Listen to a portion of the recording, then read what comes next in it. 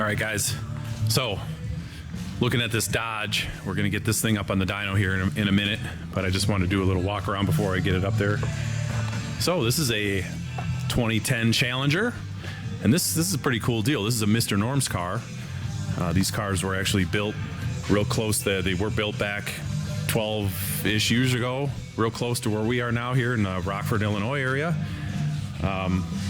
This is a pretty sharp looking deal. I know you don't see a lot of these Dodges on our channel, but we do them from time to time, and I got quite a bit of experience tuning on these Hemi platforms. So we'll kind of go over what this is. This is so when they built these cars, this car does have a 426 bottom end in it. Now we don't know a whole lot of details on it.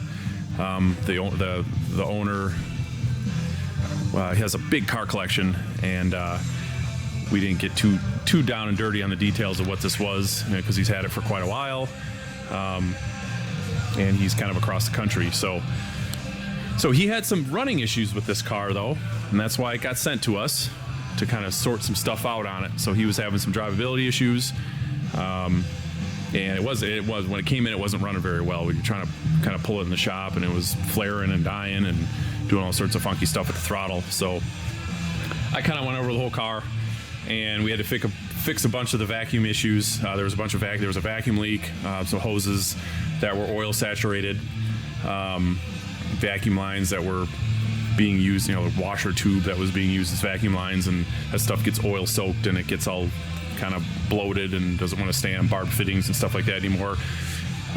So we did kind of quite a bit of stuff to this. So I took the supercharger off because it was leaking in the back, fixed that. The way that they set this up, Kenne Bell kind of had this system on it that the bypass for the supercharger has two bypass valves, and when you do on these Hemis with the tuning, and back then the tuning wasn't quite as complete as it is now. It's still pretty tricky to get these tuned with the big throttle bodies.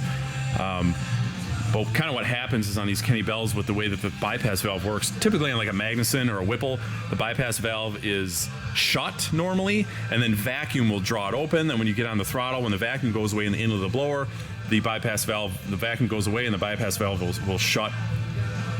then shut again. These Kenne Bells, the bypass valve is always open and they're closed by boost. So it's kind of reverse, but what happens is when you get on the throttle and boost starts to come in, all of a sudden that bypass valve kind of shuts prematurely, and it kind of makes for a kind of a funky driving experience where you kind of roll onto the throttle and all of a sudden you got the thing kind of runs away on you. So they kind of set this up where there's a bypass valve here, and then there's another bypass valve that's actually back bolted into the inner fender behind the strut tower there, to kind of slow that down. And I kind of reconfigured that a little bit so it's even slowed down even more, so it doesn't just snap that open, or I should say snap the bypass valve shut. The other thing with these Kenne Bells that makes it tricky is they will make, like the way this thing is pulleyed right now, they'll still make 12 pounds of boost with that bypass valve wide open. So with the supercharger bypassing air, basically dumping boost back up into the inlet, it'll still make 12 pounds of boost. I tested that. So it makes it pretty tricky to tune. So I got a lot of that ironed out on the street already. We're kind of hit and miss on weather this time of year. It's winter time is January. So I got a lot of that ironed out. We actually had some Kenne Bell pulleys. I actually put a bigger pulley on it. This thing is pump gas with a single nozzle, methanol nozzle, and the way it was pulleyed was 20 pounds of boost. And I know when they built these cars and they were advertising them at 1,000 horsepower, I believe. Again, for safety's sake, I think that's a little optimistic to be pushing them that hard with just pump gas and just a one nozzle methanol system. Again, when we get in these builder wars and these horsepower wars, and people keep trying to lean on stuff and push stuff, and it's just not how we operate. So I saw an opportunity to kind of make the drivability better with not spinning the blower so hard, and B, make it safer, and we should still be able to hit a decent horsepower number with it. So I mentioned before, the engine is built. We don't know what kind of camshaft is in it. It's very mild if it has any sort of high, anything more than like a stock Hemi cam. It's got a very slight idle to it, but very minimal. I changed the injectors in it, because the injectors weren't known. And injector technology has come a long way in the past 10 years. So with data and characterization data has gotten way better. So we did a set of injectors that we get from Fuel Injector Clinic. We always use them. They work really good. Their data is really good. And again, I went back to stock VE tables on this thing when I put the injectors in it and fired the thing up, and the fuel trims were within, a couple percent right off the bat with stock VE table. Now, obviously, I'm gonna modify that for boost and all that. This does have it's got an older SRT, I believe an SRT4, neon SRT4 map sensor on it, which that's fine. That'll work just fine for what we're doing. The other reason I brought these, and I don't like kind of coming down on manufacturers of parts, but these Kenne bells, compared to what we're seeing nowadays with, like, when I do these 2650 videos, like the green car back here that I've done videos on, they just don't cool as well, even though it's got the liquid cooling through the case. And they just, from my past experience with these things boosted like this, you're going to go from 90 to 100 degrees at the start of a pull, and it's going to be 140 at the top of a pull real quick. Like, and we'll get it on the dyno, and I'll show you, because it's going to do the same thing like the rest of them do. They make a good boost curve, and they make power, but when you're running pump gas with just that, even with this methanol nozzle, I guarantee you we're still going to see some pretty high IATs. The intake air temp sensor's down in the intake runner, just like it would be on like a Magnuson or a Whipple.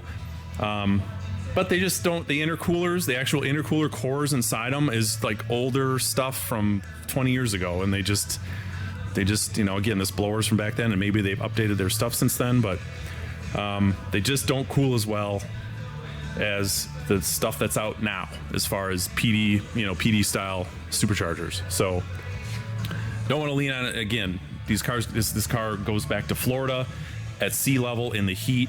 There's no need to be hurting stuff. So again, we kind of went over this whole thing and kind of gave it our touch, fixed all those vacuum leak issues. I replaced all the vacuum lines with oil resistant hose that can handle oil. There was kind of this vacuum accumulator tank in the back that the map sensor was hooked to, and that was giving a map sensor kind of a delay, and kind of smoothed all that out. To really, a lot of it was, again, to get this thing in here was to fix the drivability. So that was the main goal here. Obviously, we're going to put it on the dyno and make sure the wide open throttle with the new injectors is correct, and then verify the boost. So hopefully we're going to see. I'm going to have to verify it with a mechanical gauge, because the way I have to set these up tuning wise with this ECU on this 6.1 platform, you can't dial in on the tune. You can't tell it that it's making more than 15 pounds of boost, 15 pounds of boost. Any more than that, there's like a hard limit in the ECU, and it'll just shut the throttle. So it'll cut fuel. So it won't let you do it. So you got to kind of trick the ECU. So I'm only going to be able to read up to about 15 pounds of boost on the map sensor, because I got to set a limit in the ECU for that. But I can put a mechanical gauge on it, and hopefully we're going to see 17 to 18 pounds is where I want it to be, not 20 like it was set up to be. So, and then some little stuff like this was leaking coolant. The intercooler reservoir dealie was leaking coolant. The cap. I fixed the pulley spacing, that it was chewing the belt. I had to do some modifications to the hood because the pulley was hitting the hood, and just a bunch of little stuff. It was throwing belts, and the spacing. There was an extra idler here that was actually there was actually 3 idlers on this. This idler was actually so close that the belt was getting pinched in between the supercharger pulley. Even with the smaller one, it was getting pinched with the supercharger pulley and that idler, and it was putting too much tension on the belt. So moved some pulleys around, respaced this so it's not chucking the belt off. It was trying to walk the belt off the front of it. So yeah, just kind of went over the whole thing and got a bunch of that stuff fixed up. So it's got long tube headers on it. I'm trying to go over what else it's got done to it. So it's got long tube headers. The car sounds really nice. You'll hear it on the dyno. But I think we got everything sorted.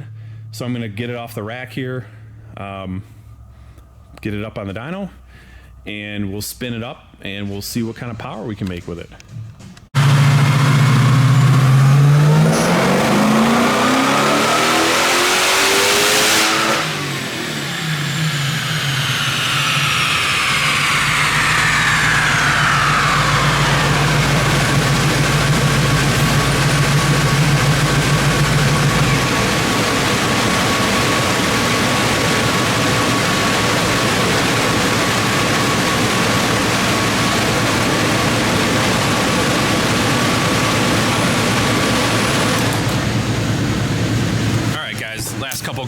there. Last couple pulls I did.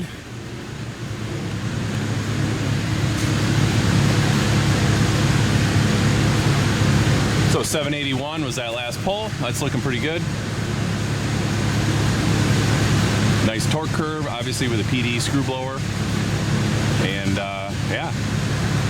So the difference between those two pulls is just cleaning a little bit of fuel stuff up, and timing's pretty much the same between the two. Yeah, so temperatures were very, very similar. Coolant temps were 180 for both. Blower temps were starting around 95 to 100 for both. So, and that Kenne bell, it's, you know, I don't like talking down on stuff, but they don't always seem to have the best intercooling compared to some of the stuff that's out there now. So we'll take a look at the data log. We can look at the manifold temp. So this car, being an SRT car, it's got a 392 gear. It's a manual transmission car, and that dyno pull is pretty short. I mean, it's fourth gear, and it's a pretty quick pull. And so we can take a look at manifold temp. So you can see we started that pull right about 97, and yeah, climbed to one, like at the top of the pull, it climbed to 131. So manifold temperature is what I'm referring to. That's what the ECU is referencing for the timing, and that's what that sensor is calibrated to reference. The sensor screwed into the bottom of the supercharger. Basically, it's just the intake air temp sensor that would have been in the intake tube on the normally aspirated 6.1, and it just gets moved into the bottom of the supercharger into one of the intake ports. So right before the head. So it is definitely, it's a warm spot, but the like the latest magnets and stuff is the same way. So it's yeah, it's no 2650. But I mean, the 2650s hold. In a dyno pull like that, we'd see no gain. We wouldn't see a big jump, and so it just, because of that, they run warm, and the discharge temperatures just are hot coming into the cylinder head. So you can see my lambda, I'm like right at 0.8, so 0.79, 0.8, so right there, right in the mid 11s for air fuel. You can see at the top, it gives a smidge leaner. I mean, 0.81, you're talking, that's like 11.7 to 1. So I definitely want to lean this thing out all the way to the max, because if the water methanol for some reason doesn't want to spray, I'd hate to have this thing already on kind of the lean side. I want it a little to the richer side. So I know it would probably make a little more power. I could probably get another 10 horsepower out of it leaning it out, but I'd rather be on the safe side, and a car like this 10 wheel isn't going to make or break anything. So I took that right to the limiter, cut fuel at 6,500. Again, because we're not completely sure on what kind of valve train and stuff this thing has. I'm not going to rev this thing to 7,000+. I'm just 6,500 I'm comfortable with. And another thing you'll notice if you're kind of looking at the data log, the map sensor tops out at 198. That's on these 6.1 ECUs and these earlier Dodge ECUs. There's a 200 kPa pressure limit in the ECU that we can't work around. There's no way to do it in HP tuners, whether or not they don't have that defined, or it's just a hard coded limit in the ECU for a pressure limit. So you have to basically set the max map that the ECU will read to 198, 100. You can something under 200, just under 200. Otherwise, if you try to set it to over 200, the computer will cut fuel. The second, literally the millisecond it goes over 200 kPa, it shuts the injectors off. And there's just, you either got to fool it in the tune, or you got to actually wire something in to limit the output of the map sensor. There's kind of two ways around it. So I just limit it in the tune. It's easy enough, and then you got to kind of do a little bit of a funky workaround on the VE tables on these things. So this is a non-neural network car. Neural network is shut off on this particular year, and it's just straight VE tables. So I think, yeah, anyway, that's a different tune. We won't get into that. We don't need to nerd out that far. But anyway, so there's the data log. Everything's looking good there. Air feels good. Timing, I tried timing up and down. I actually did have this thing up another degree higher than this, basically across the board. I had it a step up, and it didn't do anything. It didn't make any more power. That was maybe 2 pulls ago from the one you just saw. A pull ago from the previous one you saw in there. I got the 2 pulls up on the screen. The pull before that, I tried some extra timing. It didn't do anything, so I just took it back out. It literally, I didn't even gain a horsepower. It was nothing. So, yeah, It just, that is all in. So yeah, this, just by the nature of what this car is, you know, I know that supercharger is a big blower, and going back to boost, I did hook a mechanical gauge up to it early, and you know, just to hold it and do a dyno pull, and I was seeing about 18 pounds of boost with this pulley combination, this blower. But again, because the discharge temps are so high, there's just not a lot there. And we could certainly maybe do a hero pull, and maybe I could do straight methanol, but he's not going to run it like that, so I don't want to try to fudge some numbers for a dyno number. And it does have a stock, it's got a stock camshaft in it. Back when this was built, I don't even know if anybody was offering Hemi camshafts. So it idles like a stock cam, so that's definitely going to hamper the power that this thing is going to produce, even though it's a bigger inch engine. So yeah. There's those graphs again, just to give you guys an idea.